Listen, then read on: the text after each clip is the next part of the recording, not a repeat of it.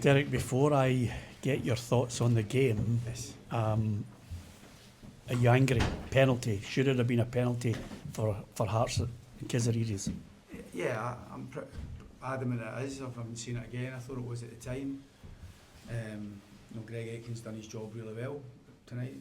He does what he should do in the VAR and brings the referee over to the monitor.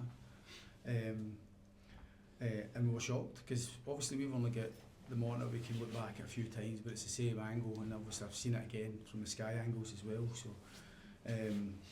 the explanation I got was, yes, there's contact, but there's not enough contact. Now anybody that played football knows that Kizeras is sprinting 4 or 5 yards off the mark sharp. It doesn't need to, and he's no. Why would he go down? It's a short corner. We'll try to work, and he's been caught. It's a penalty kick, it's such a pivotal moment. It's a huge moment. I thought the referee had a poor night tonight. Listen, we're all guilty of having poor nights. I've had millions of them, but he had a poor night tonight. I didn't think he looked settled the whole game, and I think that penalty kick incident was a huge moment. And I feel as though the VAR bring them over to the monitor was 100% the right decision, and it should have been a penalty kick. The problem with that though, Derek, is he might have given you his answer on it, and VAR, he's had a look at it again, but it has huge implications for you in this title race. How angry is that? I mean, what do you do? What repercussions are there?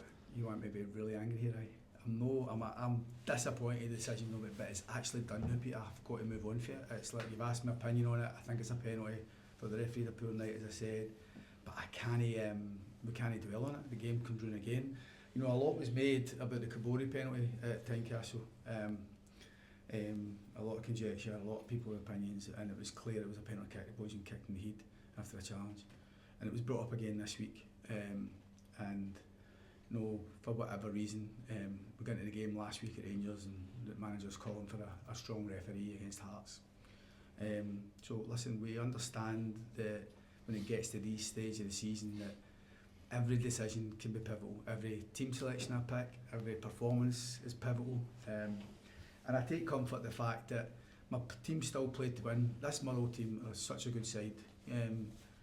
This is a difficult place to come, and in normal circumstances it's not the worst result, and it isn't really the worst result in the sense that if somebody had said to us going into the post-split fixtures you'd have 7 points from Easter Road, Rangers and Motherwell away, you'd have grabbed that, because that's good shooting. That's you're accumulating points as you go along, and yes, we came to get 3 and we wanted 3 and we played to get 3, and that's the good thing about the team.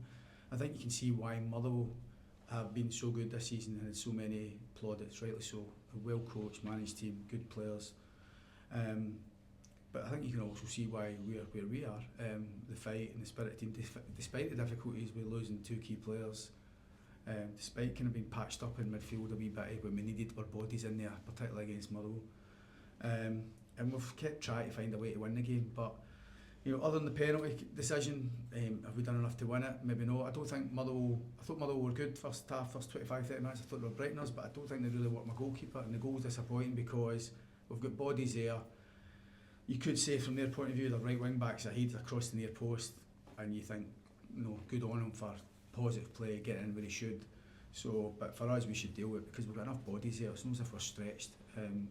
But the response was good. Obviously, Lawrence had a big chance at the start of the game, and they've managed to save it off the line. But the response was good. The equaliser for Lawrence is just what he does. He's proper captain performance again. And we're good. We'll dust ourselves down. We're in tomorrow. We'll see how we are in terms of fitness. We'll train the boys. Harry Milne will train tomorrow, ready for Wednesday. Hopefully, Cammy was only doing to play for 10-15 minutes tops. Because obviously when Matt Leonard comes off, kind of think and get Cammy on, and it's like for like. But we had to make shift it a wee bit. And I thought Kizeras was bright when he came on. We wanted to get him on the outside. It was always my intention to get him on after about an hour. But I think this is a tough place to come for loads of reasons, and a good side.